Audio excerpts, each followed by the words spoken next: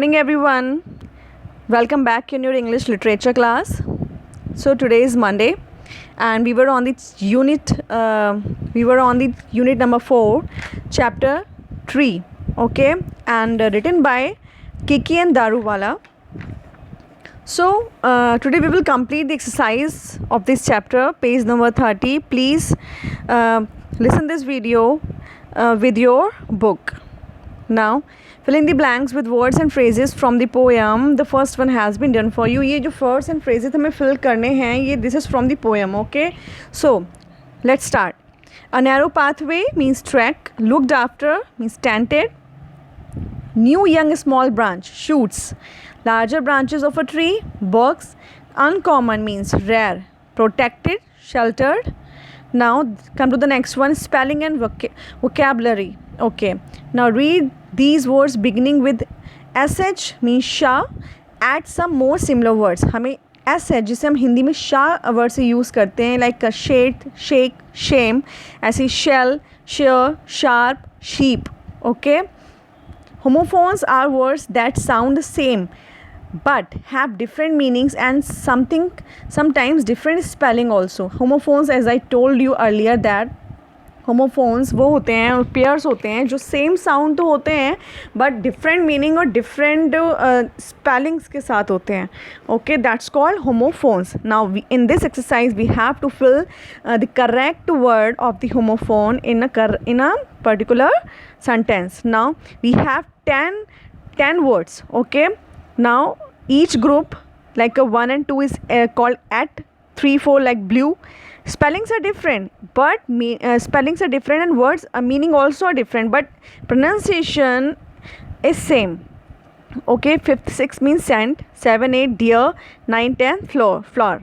Okay, so now firstly we will read the sentence, then we will find the correct word according to the sentence. Like the girl wore a skirt as the morning sky. जैसे कि morning sky होती है, उसने उसी colour का skirt पहना है, like blue, BLUE. Okay, now I dash a letter to my friend. क्या होगा? सेंट, SEN, भेजा, SENT. I saw a dash little baby in a pram. Dear, DEAR, dear. I saw a dear little baby, मतलब प्यारा सा बच्चा. Okay, now next one is I dash a vegetable burger and drank a glass of milk at lunch time. Ate मतलब lunch time में उसने कहा तो वहाँ पे एट आएगा. Okay, past. We make cake and rotis with wheat flour, FLOUR, आटा. I have only dash marvels, where has the ninth on one gone. अगर 9th एक चला गया तो कितने बचे? 8. The rose is pretty flower, FLOWER. A dash is the 100th part of US dollar, cent, CENT. Now a dash is a wild animal. Who? Deer. The wind dashed the paper here and there. Blue. जो हवा चल रही थी तो paper इधर से उधर हो रहे थे. Now come to the next one. This is a learning grammar. हमें थोड़ी सी ग्रामर पढ़ेंगे यहाँ पर. Okay, please listen it very carefully. This is very simple and we use these words in our daily life. Okay, तो you know what is pronounce. Okay, the word which used instead of nouns.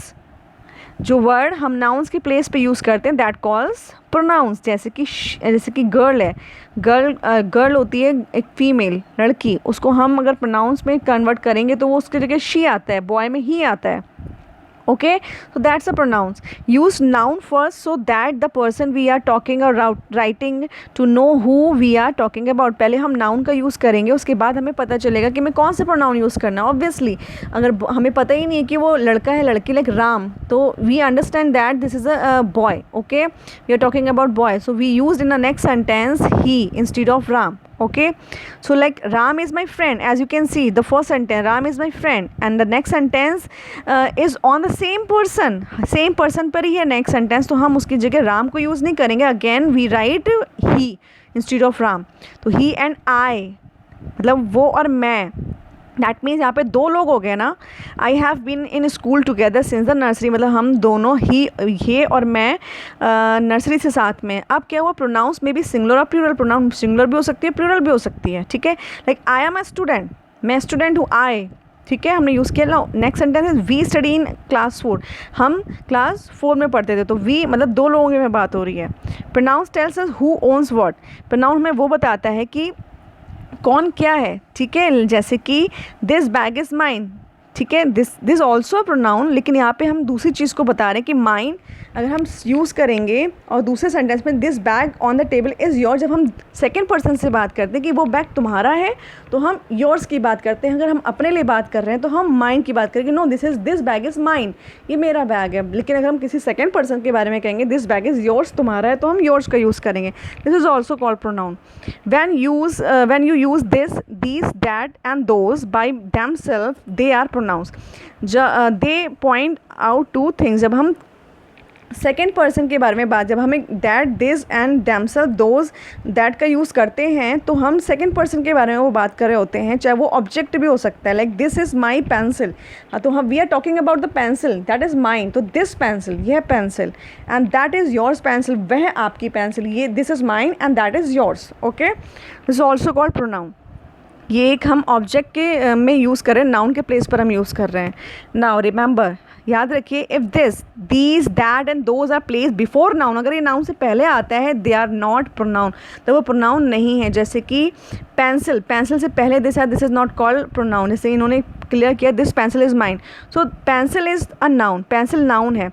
This place before it, अगर this direct noun से पहले है तो so it is not a pronoun, वो pronoun नहीं माना जाएगा। It says which pencil we are talking about, हम लोग पेंसिल के बारे में बात कर रहे हैं। नाउ दिस इज़ माइन, यह मेरी है, here this is a pronoun used in place of the noun, क्योंकि हम पेंसिल के बारे में बात कर रहे हैं, क्योंकि नाउन से जस्ट पहले नहीं आया है आपका प्रोनाउन, इसीलिए हेल्पिंग वर्ब से पहले आया है, इसीलिए हम उसको प्रोनाउन मानेंगे। Now let's complete the exercise fast. Now the first, encircle the pronoun in these sentences, तो these are easy sums, तो यहाँ पे helping verb से पहले these है, तो this is also called pronoun. I can do them, in this sentence I is a pronoun.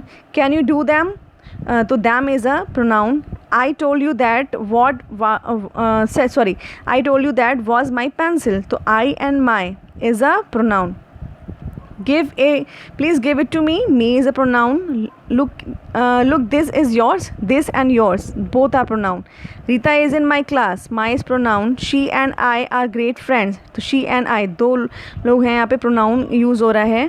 and we also is a pronoun. Ravi is also in class 4, यहाँ पे direct noun का use हो रहा है, तो यहाँ पे कोई प्रोनाउन नहीं है। Next sentence, he is Rita's twin brother, Rita का ट्विन ब्रदर है, तो यहाँ पे रवि को हम ही में शो कर रहे हैं, this is a pronoun. We are friends, हम फ्रेंड्स हैं, तो we are pronoun.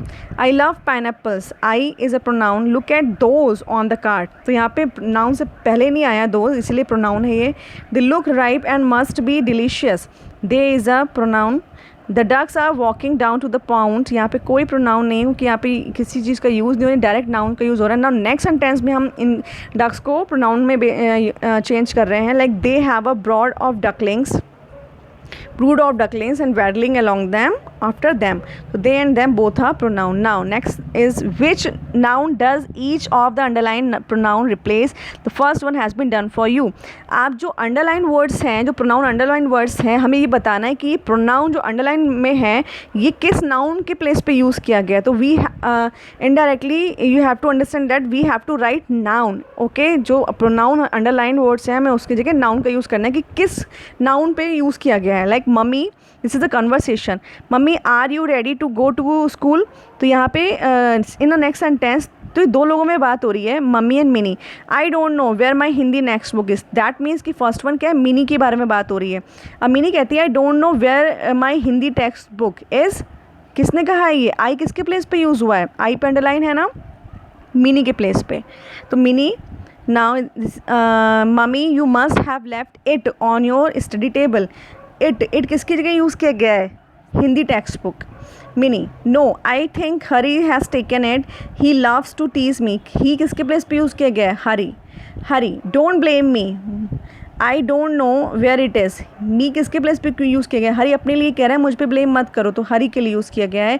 Daddy, is that your book, तो दैट किसके प्लेस पे यूज़ किया है, बुक के प्लेस पे। Mini, no that is not my book, mine had a red discover, तो माइंड किसके प्लेस पे के मीनी अपने लिए यूज़ कर रही है. Mummy look in your bag, it must be there. It किसके लिए यूज़ किया गया है, हिंदी टेक्स्ट बुक.